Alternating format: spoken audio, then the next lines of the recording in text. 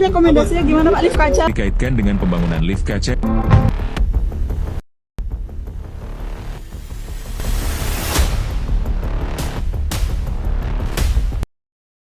Pada video kali ini, kita akan bersama-sama mendalami materi sub CPMK ke-7, yaitu mengenai pihak berkepentingan atau stakeholder, etika bisnis, dan corporate social responsibility.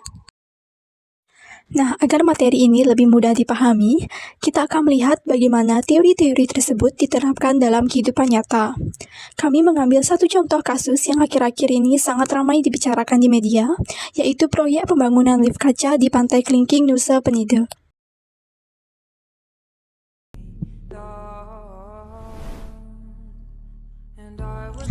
Pulau Bali tidak pernah kehabisan cara untuk membuktikan statusnya sebagai wajah pariwisata dunia. Di pesisir selatan Nusa Penida, Pantai Kelingking berdiri sebagai mahakarya alam yang autentik. Struktur tebing yang menyerupai T-Rex ini bukan sekedar objek foto, melainkan simbol keagungan ekosistem yang terbentuk selama ribuan tahun.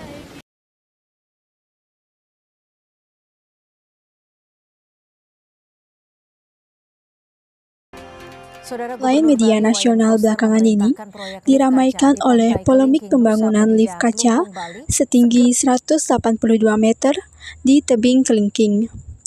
Pembangunan infrastruktur ini dikelola oleh PT Bangun Nusa Property yang bekerja sama dengan investor asal Cina dan mulai dikerjakan pada 7 Juli 2023 dengan nilai mencapai 200 miliar rupiah. Proyek ambisius ini memicu perdebatan publik setelah dokumentasi pengerukan tebing secara masif tersebar luas. Sebuah proyek yang secara hukum akhirnya menuai sanksi administratif. Hingga Gubernur Bali memerintahkan pembongkaran permanen akibat pelanggaran aturan tata ruang.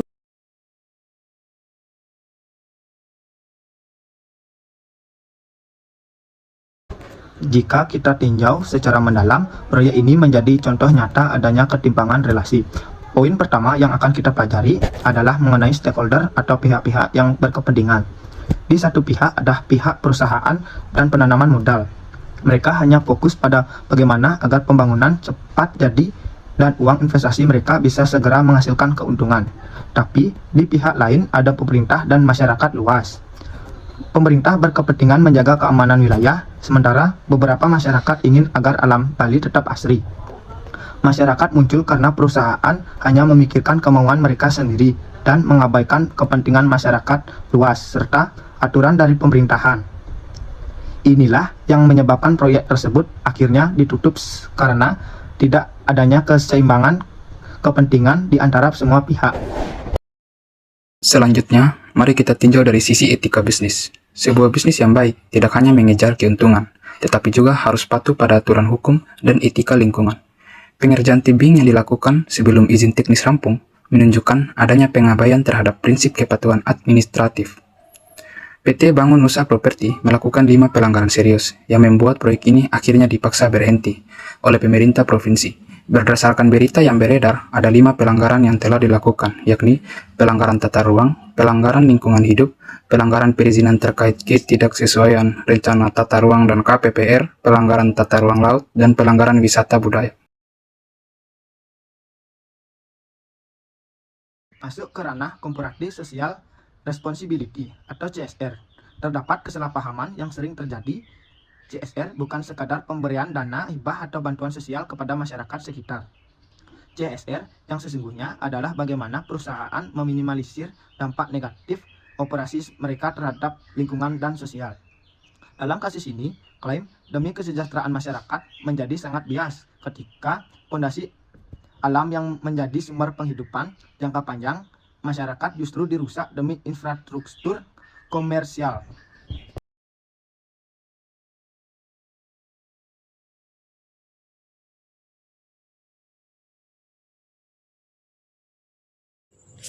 Situasi ini akhirnya memicu perbedaan pandangan di tengah masyarakat.